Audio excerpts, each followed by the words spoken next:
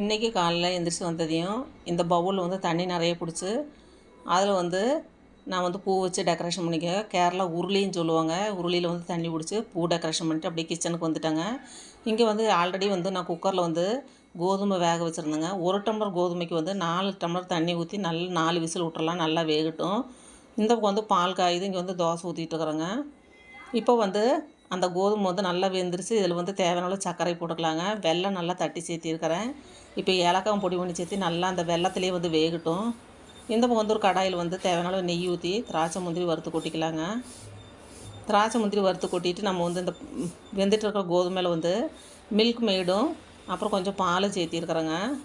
அப்போ தான் கொஞ்சம் நல்லா டேஸ்ட்டு கொடுக்கும். அதுக்காக இப்போ எல்லாமே ரெடி ஆயிடுச்சு.